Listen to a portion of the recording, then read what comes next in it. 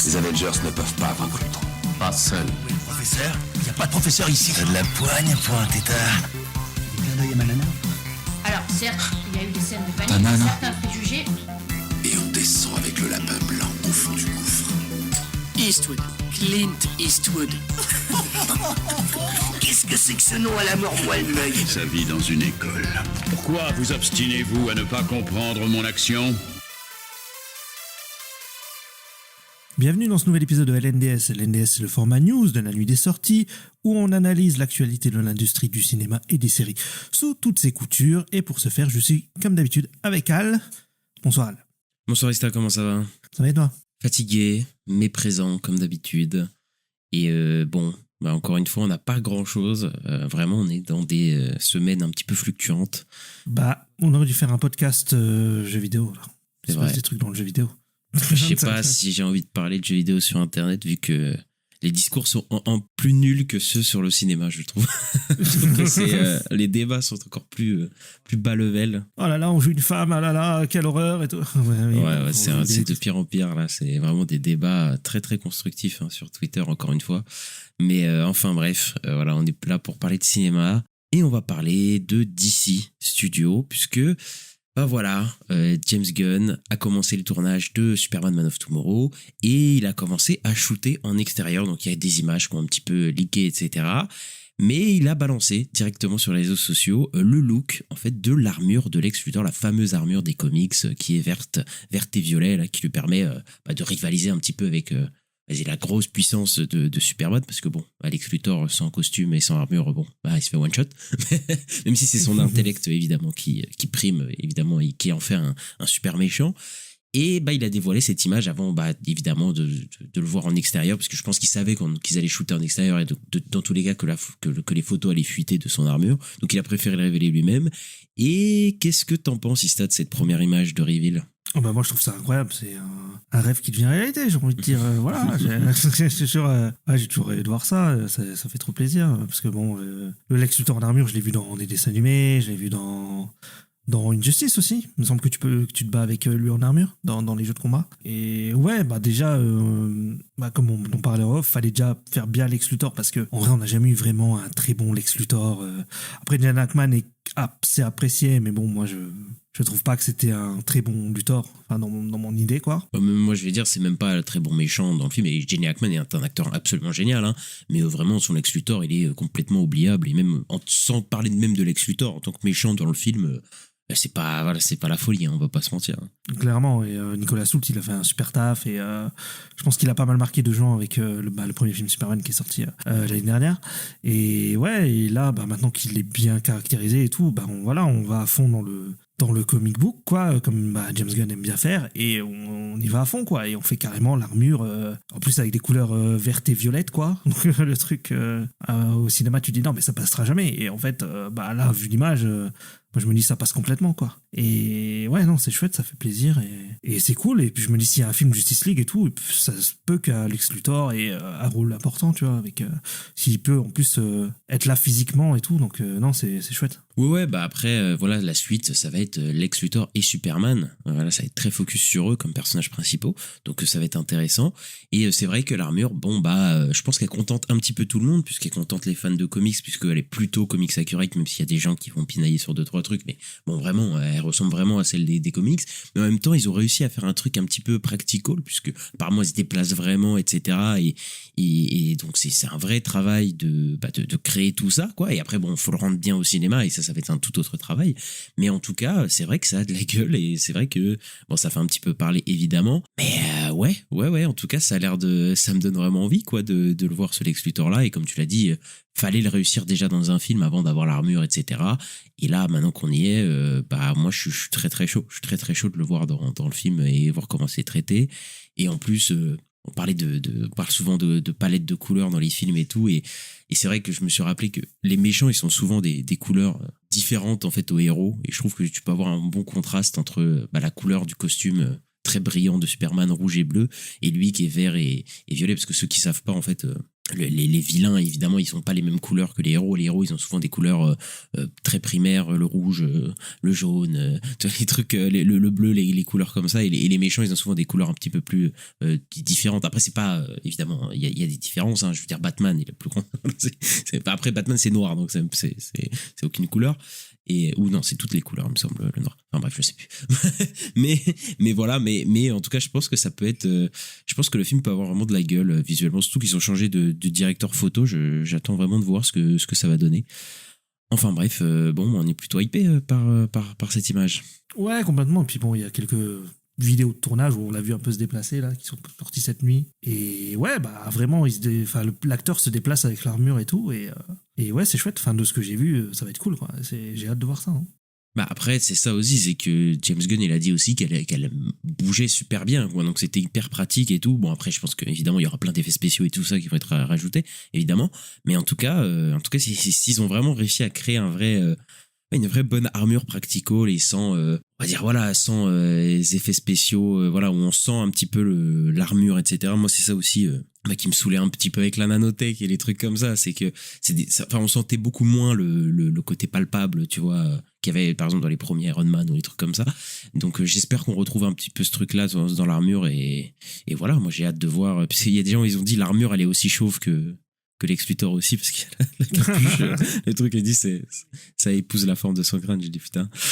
C'est un peu drôle. Il y a eu ce qu'ils vont chercher, ces trucs-là, mais ouais, en tout cas, j'ai très hâte. Et Ista, on a quelques infos du côté de chez Marvel. Oui, on a eu, ça y est, le trailer de la saison 2 de X-Men 97. On a eu plein d'infos, notamment que la série cette saison 2 va avoir 9 épisodes, que la voix de Nathan Summers, donc le fils de Scott et Cable, va être doublée par Michael Johnston, voilà, qui cartonne en ce moment dans Obsession. Et il y a une saison 4 qui a été annoncée, qui est en développement, et le plan est de sortir une nouvelle saison tous les ans. Alors là, va y avoir quelque chose, parce que j'ai vu des gens qui ont commencé à avoir peur, à se dire ça va faire comme Invincible, où l'animation va être moins bien et tout. Mais par contre, si X-Men arrive à faire la bonne animation chaque saison et tout, alors Invincible, là, ils vont plus avoir d'excuses. Hein. Alors là, on va les attendre au tournant, moi je te le dis. Hein. Ah bah, déjà, moi, Invincible n'a déjà plus d'excuses pour moi, je te le dis. Déjà, il n'y a pas d'excuses. Après, écoute, on verra comment ça se passe. On espère que ça va pas rusher et tout. Mais en tout cas, oui, il y a eu le trailer où là, ça a l'air d'être un petit peu plus le bordel, parce que là, il y a l'air d'avoir beaucoup plus de personnages, et en plus, ils sont dispersés sur plusieurs timelines, etc. J'ai hâte de voir comment ils arrivent à gérer tout ça, parce que ça va être du travail, je pense. Et après, moi, les designs, etc., full comics accurate, full, on va dire, très kitsch, très coloré, très... je sais pas, j'allais dire un écrivain de comics, mais je ne les connais pas. Donc je sais pas pourquoi j'ai dit, j'allais dire très Jack Kirby ou je sais pas quoi, mais je sais même pas si Jack Kirby il a écrit X-Men, donc je dis non. Non. Voilà, donc voilà, c'est les 4 fantastiques, rien à voir. Mais en tout cas, c'est très flashy, c'est quelque chose que j'aime beaucoup. Et ouais, en tout cas le trailer, ça donne plutôt envie, même si moi il y a ce côté où je suis en mode attention, il y a beaucoup de personnages, il y a beaucoup de trucs, faut pas perdre les gens, mais je pense moi la saison 1 j'avais beaucoup aimé, donc je pense qu'ils vont réitérer le truc, et ça sort début juillet, hein, ça sort dans un mois à peu près. Hein. Oui, ça sort le 1er juillet, et ouais, effectivement t'as raison, il y a beaucoup de choses dans le trailer. Il y a énormément de choses, mais par contre moi ça me hype de fou. Après c'est vrai que faut voir comment ils gèrent le truc. Storm qui gère le soleil, ça a l'air fou. Ça a l'air fou. mais ouais, moi j'ai hâte. Ils avaient bien géré Cyclope. J'ai l'impression que depuis X-Men 97, Cyclope est devenu cool, tu vois. Alors qu'avant, j'avais l'impression qu'il n'était pas tellement. Et ouais, j'espère que ça va continuer, quoi. Effectivement, il était pas très cool. Cyclope, dans les adaptations dans lesquelles on le voyait, quoi. Enfin, dans les X-Men au cinéma, en tout cas, c'était compliqué. Et c'est vrai qu'il a peut-être, il y a des gens qui se sont rendus compte que, en fait, Cyclope, c'était pas James Marsden, qui était un perso secondaire qui se faisait voler sa bécane et sa meuf. Donc, peut-être que voilà. Et qui faisait autre chose avec ses lasers que lancer un laser tous les 50 heures. Enfin, après ça, franchement, ils se sont tirés une balle dans le pied. Parce que là, vu comment il utilise ses lasers, je me dis, mais en live action, va falloir y aller, quoi, parce que c'est quand même assez incroyable, quoi, dans la série, quoi. Mais bon, on va se taper du coup du X-Men 97 chaque année, et écoute, si la qualité est au rendez-vous, écoute, nous le serons aussi, pour le coup. Clairement, on sera là. Et les frères Rousseau, ils ont dit que, voilà, pour le moment, Avengers Doomsday et Secret War seront enfin, sont les films finales qu'ils font dans le MCU. Donc, est-ce qu'on les reverra après ? Bah, pour l'instant, ils disent que non. Mais après, moi, je dis, tout est possible. Hein. Bah après, je pense que c'était un peu l'idée, hein, c'était de les faire revenir pour lancer pour redémarrer le MCU et puis repartir, etc. Après, bon, on n'est pas à 100 millions près qu'ils reviennent, hein, tu sais. S'il y a il y a des petits billets qui sortent, ils peuvent très bien revenir. Après, je pense que voilà. Je pense qu'ils ont été là engagés pour faire ça, pour faire un one shot, mais un two shot du coup, pour relancer un petit peu le MCU, etc. avec Robert Downey Jr., Captain America, tout ça. Et après se barrer, je pense que ça a toujours été le plan. Pour le coup, puisque là, ça ferait quoi ? Ça ferait leur sixième film du MCU. Au final, Secret Wars, c'est le 6e. Ouais, c'est ça. Ouais, donc bon, je crois que ce serait les réalisateurs qui ont fait le plus de films dans le MCU. Je pense qu'au bout d'un moment, peut-être envie d'arrêter, quoi. Mais après, moi, ça m'étonnerait pas que s'ils aient une crise ou un truc comme ça, ou peut-être au prochain Avengers. Mais bon, en vrai, moi, j'aimerais pas qu'ils reviennent encore une fois. Déjà, ils font. Là, ils font 4 films Avengers, c'est déjà beaucoup. Bon, peut-être aller voir quelqu'un d'autre, quoi, essayer d'aller chercher d'autres gens pour les prochains après. Mais ouais, moi je pense qu'il faut pas qu'ils reviennent encore une fois parce que bon, au bout d'un moment. À la base, quand c'était Kang Dynasty, c'était Stanley Creighton qui devait le faire. Ouais. Et peut-être qu'ils prendront en lui, tu vois, quand il y aura un Avengers 7 là. Je pense que ça dépend déjà de comment marche Spider-Man Brand New Day, si ça marche bien. Tout ça, quoi. Mais tu vois que c'est une valeur sûre un peu pour eux, j'ai l'impression, ce mec-là. Tu sais, ils le prennent dans. Bah là, Wonder Man, ça a fonctionné. Shang-Chi, je pense qu'ils en sont plutôt contents quand même. Ça avait eu des bonnes critiques et tout, donc ça m'étonnerait pas qu'ils se disent, bah peut-être pour le prochain Avenger, ça va être lui. Après, ça m'étonnerait pas que si les Rousseau restent, mais en tant que consultant, tu vois, pas forcément en tant que réal ou quoi, mais peut-être pour gérer le lore, ou je sais pas, tu vois, il pourrait être pour un rôle de ce style-là. Et en tout cas, en vrai, ils avaient dit à l'époque, si on revient, c'est pour faire Secret Wars. Ils reviennent, ils font Secret Wars. Ils pourraient revenir, mais je pense qu'ils tenteront autre chose quand même, Marvel. À part s'ils sont vraiment dans la merde, quoi. Oui, après s'ils font c'est pour ça. D'ailleurs, de base, ils devaient pas revenir. Hein. C'était vraiment pas eux, donc c'était vraiment parce qu'ils ont fait un repli défensif là. Mais ouais, hein, moi je pense qu'ils vont pas revenir à moins qu'ils soient encore dans la merde. Mais après, si le MCU se retrouve encore dans la merde, bon, je pense qu'il y aura d'autres problèmes, quoi. Je pense qu'ils vont se dire bon, qu'est-ce qu'on fait, quoi. Donc voilà. Et ici, on va passer aux plateformes, puisqu'on a 2 dramas dans lesquels on veut parler. Et on a un drama chez Amazon. Ouais, c'est la nouvelle série Stargate. Voilà, la Stargate, là, c'est la franchise maudite. Puisque voilà, la nouvelle série a été annulé par Amazon, complètement annulé. Ça avait été annoncé en novembre 2025, donc il n'y a pas si longtemps que ça. Et ça devait être géré par le showrunner Martin Gero, qui était écrivain sur Stargate TG1 et sur Stargate Atlantis. Et selon certaines sources, les dirigeants d'Amazon craignaient que la vision de Gero pour la série n'ait pas un large attrait au-delà de la base de fans déjà dévoués de la franchise. Donc ouais, je pense que Amazon voulait un truc qui touche un plus large public, et ils avaient peur que ce soit un truc... pour les nerds de Stargate qui connaissent à fond Stargate et que ça aille pas plus loin que ça, quoi. Ouais, après je pense qu'il dépense beaucoup d'argent dans ça, et si c'est le mec qui a fait qui était déjà dans les premiers Stargate, est-ce qu'il a pas voulu faire un truc très centré Stargate? Mais en même temps, est-ce que tu fais un show Stargate, est-ce que tu le fais pas aussi pour les gens qui ont aimé Stargate il y a 20 ans? En même temps, il faut aussi que tu ouvres ça à un plus gros public, parce que je pense que si la série coûte très cher, t'as pas envie que de viser les fans de Stargate non plus. Donc t'as une balance à avoir, je trouve, et que c'est très dur à avoir, hein. C'est comme les adaptations de jeux vidéo, etc. T'as envie d'avoir les gamers, mais en même temps, souvent tu fais une série pour avoir plein de gens, donc tu peux pas juste te renfermer sur ça, quoi. Et je crois que c'était ça qui est arrivé à Halo ou un truc comme ça, enfin je sais plus si c'était ouais, Halo, mais là même plus récemment, Born-Again, il y a un peu ça, hein. Oui, c'est vrai qu'il y a un peu ce truc là de c'est un peu les fans de Daredevil de Netflix, etc. Et est-ce que tu ouvres ça à un autre public? Mais si tu ouvres trop le public, tu perds un peu, enfin franchement c'est galère. Et après après je pense que les fans là ils vont être hyper déçus, puisque comme c'était le mec qui a fait les 2 séries Stargate que les gens aiment beaucoup, à savoir Ezien et Atlantis, que moi je regardais là quand c'était la trilogie du samedi, la fameuse trilogie du samedi après Smallville. pour ceux qui se souviennent, Stargate Ezien, Stargate Atlantis. Mais je pense que tu sais, t'as des fans qui étaient en mode putain, alors le showrunner il revient pour ça et tout, et au final ils sont un petit peu déçus. Mais après, nous on sera jamais vraiment si en fait ce qu'il avait écrit et ce qu'il avait prévu, c'était peut-être pas ce qui était meilleur pour la saga, quoi. Et bon, je pense que ça va rester dans les limbes, et les gens qui vont être en mode Amazon ils ont tué la série alors que la série pourrait pu être bien. on n'en sait vraiment rien. Hein. On n'en sait rien du tout. J'ai l'impression que ça fait 15 ans qu'ils essayent de faire revivre cette franchise et qu'ils n'y arrivent pas, et que à chaque fois ça tombe à l'eau. Et ouais, c'est compliqué. Et je crois qu'Atlantis, c'est peut-être la dernière série. Je sais plus, mais ouais, ça fait un moment. Hein. En tout cas, ils y arrivent pas, quoi. Dommage. Et le deuxième drama, bon, c'est le drama des 2 dernières semaines, et on avait déjà parlé, c'est le drama de Tom Hardy sur Mobland. Bah, il y avait un rapport, voilà, qui disait que Tom Hardy avait été viré, en fait, de Mobland, de la série. Et bah, Variety a dit que, bah, malgré les rumeurs, etc., bah non, en fait, il n'est pas viré. Et il y a une source qui a dit qu'il est difficile, en fait, de travailler avec Tom Hardy, voilà, mais que c'est une star de cinéma, en fait. Et donc, bon, voilà, moi, tu sais ce que je pense. Quoi? Vas-y, dis-moi. Je pense qu'ils ont vu le backlash qui s'est passé. Moi, je pense qu'il était vraiment viré à un moment. Je pense qu'il y avait un truc. Bon, en tout cas, je pense qu'il y a eu vraiment un gros truc par rapport à ça. Puis ça, bah, c'est sorti, etc. dans les médias. Et puis ils se sont rendus compte, ils se sont dit, est-ce que les gens vont voir notre série s'il n'y a pas Tom Hardy? Et je pense qu'ils ont un peu paniqué. Et du coup, ils ont backtracké ça. Ils ont dit, non, mais Tom Hardy, il n'est pas viré. Non, mais qu'est-ce que vous racontez? Donc voilà, après je pense que ça se trouve, tout ça va être révélé et au bout d'un moment la saison 3 va tourner, il n'y aura pas Tom Hardy du tout. Mais on verra bien. Mais moi je pense qu'il y a eu un petit move de panique vis-à-vis de la série, etc.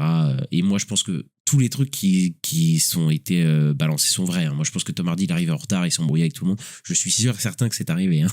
Moi, je n'ai aucun doute sur ça. Mais c'est juste la réaction du studio. Est-ce que tu prends le risque de perdre Tom Hardy ou pas? Bon, voilà quoi. Je pense moi c'est ça qui s'est passé. Après, il y a eu des gens, ils en ont pas, mais je sais pas si c'est vrai. T'as entendu soi-disant qu'il y avait bif entre lui et Hélène Mirren?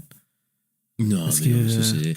non, mais après, enfin, oui et non. Moi, je pense que le fait qu'il soit en retard, etc., je pense que ça a dû agacer tout le monde. Hein. Moi, je pense que c'est même pas que Hélène Mirren. Hein. Je pense que c'est les gens tous ceux qui travaillent sur le film, et je pense que ça les fait chier, tu vois. C'est pas juste avec Hélène Mirren. Mais moi, j'avais vu que c'était avec le showrunner, surtout, ou le scénariste, que ça s'était frité, parce que tu sais, ils voulaient changer des lines et tout, des dialogues, etc. Même si ça avait été un peu démenti. Mais moi, je suis sûr qu'il y a enfin, c'est vrai, quoi. Je suis sûr que c'est un peu un connard, quoi, Tom Hardy. Moi, c'est un acteur que je trouve super, hein. Mais voilà, ça fait des années et des années, 10 ans qu'il y a toujours des histoires avec lui sur les plateaux, etc. Bon, ça étonne personne. Hein. Ouais, peut-être. En tout cas, c'est ce qu'on entend dans les médias, mais il y en a qui disent qu'il y aurait des tensions entre Hélène Mirren et lui sur le conflit israélo-palestinien. Non, voilà, mais j'y crois pas. Là, ils abusent de fou. Moi, je pense, je pense que c'est des gens qui rajoutent des trucs. Non. Je pense que c'est vrai, on sait pas, on n'était pas là, donc on sait pas. Mais vas-y, je pense que c'est des gens qui en rajoutent un peu sur ça. En plus, je me suis dit que tu m'as dit parler par rapport au retard et tout, par rapport au conflit israélo-palestinien. Non, arrête. Je pense que pas du tout. Je pense qu'il y a rien du tout de ça. Mais après, c'est ça le problème, c'est que dès qu'il y a des trucs, il y a des gens qui rajoutent des rumeurs sur des rumeurs, des trucs comme ça. Mais bon, après, peut-être c'est vrai, mais j'y crois pas une seule seconde. Moi, je pense que c'est juste que le mec est chiant, quoi. Je pense que Tom Hardy est juste un casse-couille. C'est tout, quoi. Oui, mais c'est possible. Mais comme tu as dit, il y a déjà eu des cas, c'est pas nouveau. Donc peut-être, ouais, à voir. Mais là, la saison 3 est pas greenlightée, je crois. Hein. Mais déjà, la saison 2, je crois qu'elle vient à peine de finir. Et ça se trouve, je me dis aussi, il y a moyen qu'il y ait des reshoots sur la saison 2 déjà qu'ils doivent faire avec Tom Hardy, etc. Donc je pense que voilà, la saison 3, on verra ça plus tard. Mais ouais, bon. On verra comment tout ça évolue. Clairement. On va chez A24 et Backroom 2. Est déjà en production, en fait. Voilà, ils sont déjà en train d'y penser. Ken Person, donc, qui a réalisé le premier, il est en train de chercher un collaborateur pour le scénario pour travailler sur la suite. Backroom qui est en train de tout péter au box-office pour un petit budget. Et donc, direct, là, ils ont lancé direct Backroom 2, quoi. Donc, ça se trouve, on en a plein des backrooms. Ouais, après, c'est tellement un lore étendu que finalement, bon, tu peux décliner ça. Et puis, bon, le film vu, on en reparlera dans la chronique box-office, mais vu comme il cartonne, évidemment qu'ils ont greenlighté un deuxième film. Et on va en parler plus tard, mais je suis content quand même parce que j'ai eu le nez fin, moi, sur ce film-là. Mais bref, oui, ça m'étonne pas qu'il y ait un Backroom 2 qui sorte. En plus, j'imagine que vu le succès, il va y avoir plus de budget, donc j'imagine qu'ils vont être un petit peu plus gros, etc. Et bon, voilà, pour un réalisateur qui a 26 ans, je crois, c'est ça, un truc comme ça. Donc, ouais. C'est quand même assez fou, quoi, quand même que le mec se retrouve projeté là-dessus. Et ouais, je pense qu'il a un futur radieux à un 24 à faire des films d'horreur comme ça, quoi. Et je pense que la suite, on la reverra dans 2 ans, hein, assez rapidement. Moi, je pense qu'il y a un mec qui tourne l'année prochaine, truc comme ça, et puis voilà, hein, et puis que ça reparte. Hein. Et bon. Bah, surtout que c'est le genre de film qui se tourne très très vite. Hein. Je pense en un mois, t'as fini. Hein. Parce que c'est des petits budgets. Après, il y aura peut-être plus de budget, il y aura peut-être plus de décors, mais je pense pas que ce sera très long non plus. Oui, bah après, mais je pense que, évidemment, que là, vu le carton que le film va faire, il va faire des centaines de millions de dollars au box-office. Évidemment que le film va gagner en budget, et là, ils vont dire, ah, bon, bah, vas-y, mets-nous plus de monstres, ou plus de je sais pas quoi, etc. Voilà, pour justifier, entre guillemets, une suite. Donc voilà, mais bon, oui, je pense que Backrooms 2, tous ces trucs-là, les adaptations de jeux vidéo, les phénomènes internet, les trucs comme ça, là, c'est à regarder de très près. Comme on le dit tout le temps, mais voilà, on le redit encore. Et on va du côté de chez Sony parce que Danny Boyle, il a parlé de 28 ans plus tard. 28 ans plus tard, voilà, qui a été conçu comme une nouvelle trilogie à sa saga 28 jours plus tard. On a eu les 2 premiers films. Le deuxième qu'on a chroniqué au début de l'année, allez écouter l'épisode, il a pas marché du tout. Voilà, c'est un énorme flop même, hein, faut le dire. Mais Danny Boyle, il en démord pas. Il est très optimiste sur le fait de shooter, de tourner le 3e film 28 ans plus tard en 2027, donc pas cette année, l'année prochaine. Je sais pas, Ista, parce que là, ça commence à sentir mauvais. On nous avait dit oui que ça allait enchaîner, qu'il allait enchaîner cette année, etc. Finalement, il enchaîne pas tellement sur le film. Et là, on te dit que ça va pas tourner cette année, ça tournerait pour peut-être l'année d'après. Je sais pas, hein. Moi, je sais pas du tout si on va l'avoir, en fait, cette suite. Hein. Tu vois, moi, au début, je me suis dit si. Puis après le flop, j'étais dubitatif. Et là, je sais pas. Moi, au début, je disais si. Après, je disais non. Et maintenant, je redis si. Non, je sais pas. Maintenant, j'ai envie un peu d'y croire. Là, le fait qu'il en reparle, qu'il dit qu'il est en train d'écrire le script et tout. Je sais pas. J'ai l'impression qu'il est un peu chaud, qu'il pense que ça va se faire. Après, c'est vrai que bon, quand t'es producteur et tout, ça a été un flop. Mais après, le problème aussi, c'est le positionnement dans le calendrier aussi du film qui était pas très bien positionné, quoi. Là, le deuxième, hein, je parle, parce que le premier a plutôt bien marché. Mais le premier, le mettre en janvier, là, quand il y a personne qui va au cinéma, c'était un peu bizarre. Et c'est dommage parce que moi, je préfère le 2 ou 1. Largement, mais il se finit quand même sur un cliffhanger et je trouve que ce serait quand même un peu dégueulasse de pas faire le 3, quoi. Et j'aimerais bien qu'il arrive à le faire quand même, qu'il soit bon ou pas, tu vois, mais qu'on ait une histoire complète, quoi, parce que on n'a pas tout, quoi, et moi j'aime pas qu'on n'a pas tout, donc voilà, j'espère que ça va se faire, et je sais pas si ça va se faire, mais j'ai envie un peu d'espérer, quoi. Je sais pas, parce que en fait j'avais l'impression qu'ils disaient qu'ils allaient tourner cette année, en fait, rapidement, en fait, après la sortie du 2e film, et en fait là d'un coup ils te disent non mais en fait on tournera l'année prochaine et tout, et je suis en mode est-ce qu'ils sont pas en train de repousser ça et pour qu'au final ce soit annulé. Mais il me semble pas qu'ils avaient dit ça, hein. Ils avaient dit ils attendraient le box-office des films avant de valider le 3e. Ok, ah oui non, mais j'avais l'impression que dès que le 2 est sorti, il y avait Cillian Murphy, etc., qui en parlait, qui disait qu'il allait partir j'ai l'impression qu'il disait qu'il allait partir en tournage rapidement, quoi. Et là, on te dit que non, en fait, finalement, faut écrire le film et tout. Tu fais, moi, je trouve ça bizarre. Après, peut-être qu'effectivement, ça arrivera, mais c'est des films qui coûtent quand même un petit peu cher, et je pense que le prochain, s'il y a Cillian Murphy dedans, il va pas coûter moins cher que les 2 autres. Donc, moi, je sais pas. Je suis plus très optimiste sur cette saga, et puis de toute façon, je suis pas le plus grand fan des deux films qui sont sortis, donc c'est pas comme si ça allait me manquer, même si, j'aurais envie quand même que ça se finisse pour voir un peu ce qu'il allait faire, mais même si j'allais sûrement être déçu, mais bon, écoute, on verra si l'année prochaine le film est finalement tourné. On verra. Et une nouvelle adaptation de jeux vidéo va arriver, c'est l'adaptation de Street of Rage. Il y a un film Street of Rage qui arrive. Il va être écrit par Pat Casey et Josh Miller, qui a travaillé sur Sonic, le film Sonic, et James Samuel, qui a réalisé The Harder They Fall, il va le réaliser. Donc Street of Rage, c'est le jeu de combat, le beat'em up, où on joue au coop avec qui était sur Mega Drive. Tu joues avec tes amis et tu te bats contre des monstres sur un écran qui va de gauche à droite. Et moi, je jouais avec ma sœur quand j'étais gamin, j'aimais beaucoup. C'était un jeu que j'adorais. Mais alors voilà, c'est un jeu où il n'y a pas vraiment d'histoire. Il y a un contexte où on te dit oui, voilà, c'est le bordel, faut aller se battre contre les méchants, mais il n'y a pas plus. Donc en fait, ça va être comme les films Street Fighter, tout ça, où ils vont faire un peu n'importe quoi, je pense. Et ouais, je sais pas si ça va marcher, ça, au cinéma, parce que je me dis, c'est un peu un truc de trentenaire, quarantenaire, quoi. Et est-ce que ça prend vraiment? Ouais, je suis mitigé. Bah oui, on sait que les trucs qui sont peut-être un peu vieux, etc., parce que Streets of Rage, parce qu'on parle d'adaptation de jeux vidéo, mais il y a des jeux vidéo qui sont évidemment populaires, hein. Là, les God of War, les trucs comme ça, là, Streets of Rage, je sais pas, hein, si les gens connaissent et si ça va attirer du monde, tu vois. Pour le coup, après, il y a moyen que ce soit pas le truc le plus cher du monde non plus. Et c'est pas un concept qui nécessite beaucoup d'argent normalement, mais c'est un truc qui devrait être très stylisé et qui devrait envoyer. Le réalisateur, là, son film de Hard Doors Fall, bon, j'ai vu les notes, etc. C'est pas la folie, donc bon, j'en sais rien. Et puis bon, écrit par ceux qui ont fait Sonic. Bon, écoute, je vais pas. Voilà, moi j'aime bien les Sonic, mais bon, voilà, je vais pas dire que c'est des masterclass d'écriture. Mais ouais, écoute, pourquoi pas. Après, pour le coup, et si c'est un truc, après ça c'est les trucs de combat, etc. Ça peut donner envie, surtout que le cinéma d'action hollywoodien, il est un peu à un point mort. S'ils arrivent à trouver des manières de le revitaliser, ça peut être bien, même si j'y crois pas trop. Mais après, en termes de de IP, etc., Streets of Rage, je pense que les gens n'ont un peu rien à foutre. Hein. Voilà, en vrai. Hein. Et c'est en fait c'est produit par Lionsgate et ouais, ça me rassure pas parce que bon, sur Lionsgate il y a eu des The Crow ou des trucs comme ça. Enfin, il y a une année là qui était catastrophique, qui sortait que des films de merde. Après, ils ont quand même quelques gros films comme les John Wick et Hunger Games.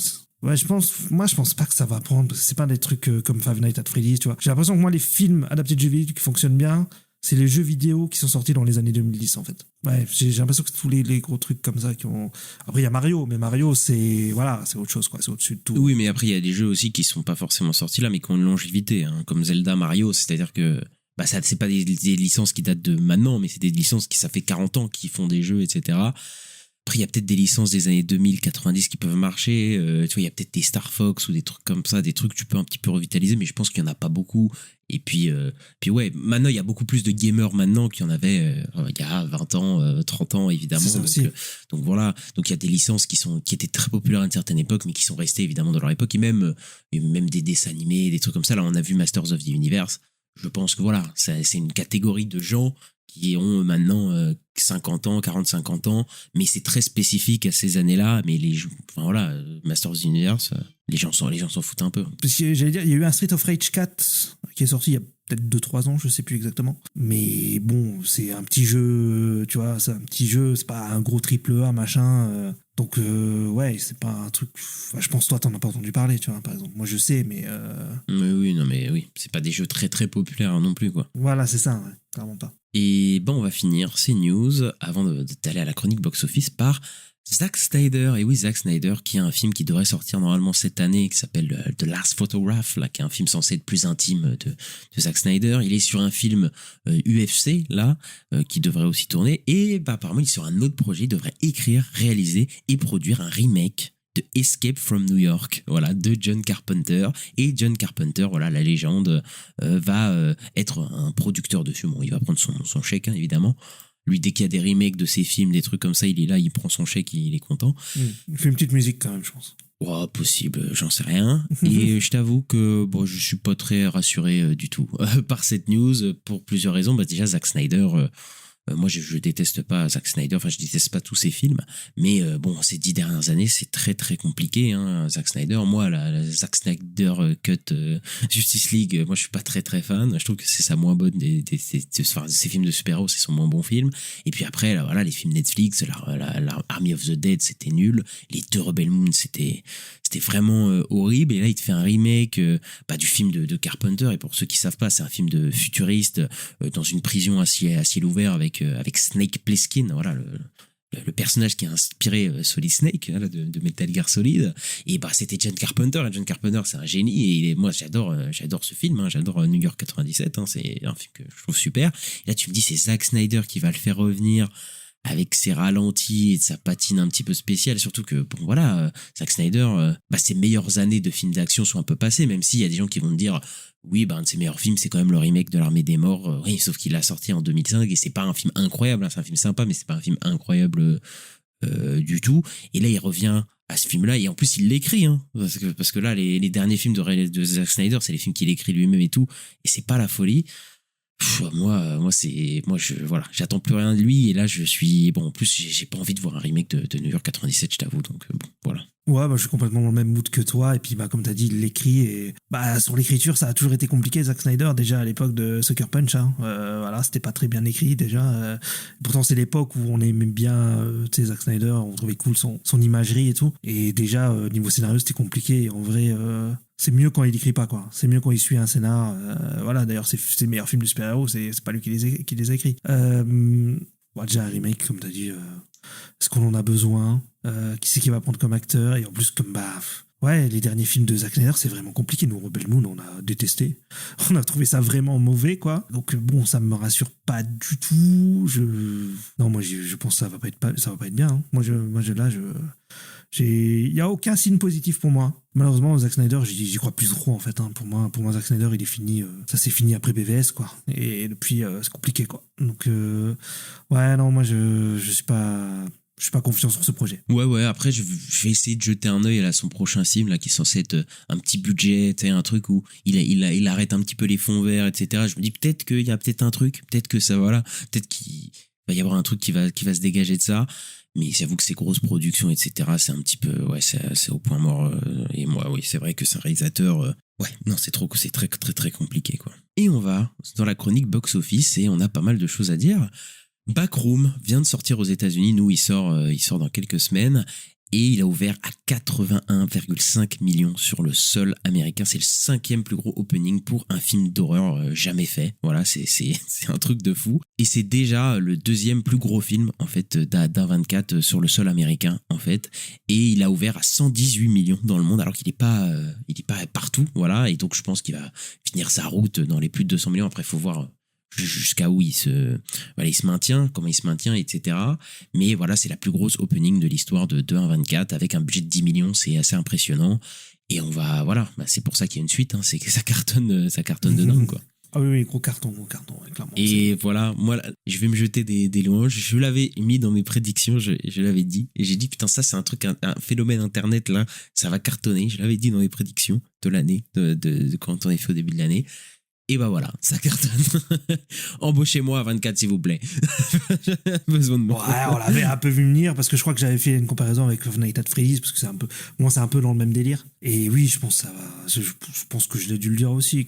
On l'a vu un peu venir que ça allait cartonner, je pense quand même, non? Enfin, je sais pas, ça me paraît pas déconnant. Je me souviens que tu savais même pas que ça sortait, ce film. Je me souviens je crois que tu savais même pas que ça sortait vraiment, ce film. Ou tu étais pas au courant. Mais après, bon, effectivement, après, peut-être quand tu te renseignes un peu, etc., tu vois les backrooms. Mais oui, en tout cas, le film, il a absolument cartonné. Et il y a un autre film d'horreur qui cartonne au même moment, c'est Obsession, voilà, pour sa 3e semaine, qui a amassé 26,4 millions pour son 3e week-end. Et c'est une augmentation de 10% par rapport au 2e week-end. Et le 2e week-end avait déjà une augmentation de 30% par rapport au premier week-end. Donc c'est assez fou ce qui se passe, parce que Obsession ne fait qu'augmenter, en fait, chaque week-end, quoi. Et ça va être un des films les plus rentables, en fait, de tous les temps, puisque bon, il devrait aller à plus de 250 millions dans le monde pour un budget de 750 000. Voilà, donc c'est assez impressionnant. Bon, ça battra pas Paranormal Activity, qui est le truc le plus rentable de tous les temps.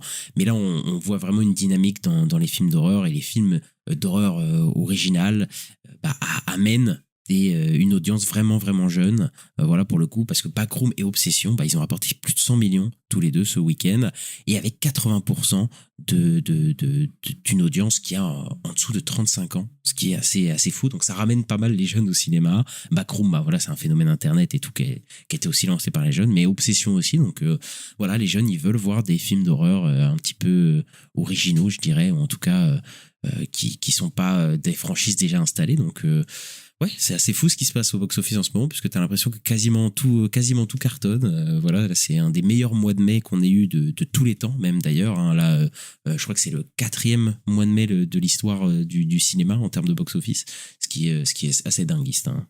Ah bah ouais, clairement, c'est un gros carton, et ça fait plaisir, parce que sur le coup, ça montre qu'il y a un peu du changement à Hollywood, à voir après ce qui va être appris par ce qui se passe. Mais par contre, tu parlais des franchises, et par contre, les franchises, voilà, il y en a une qui marche pas trop, c'est compliqué. Mandalorian et Grogu, voilà, qui a gagné 25 millions dans son second week-end, et c'est un drop de 69,4%. Donc c'est sur le sol américain. Hein. Il est maintenant, il était 3e derrière, justement, Backroom et Obsession. Et ouais, qui l'ont bouffé tous les deux, alors qu'on parle quand même d'un film Star Wars, de la licence Star Wars, quoi. Et je trouve ça fou. Et ça fait que là, il est à 240 millions sur box-office mondial. Son budget est à 165 millions. J'ai vu qu'un article disait qu'il devait faire 500 millions pour être rentable. Il les fera jamais. Je pense que c'est mort.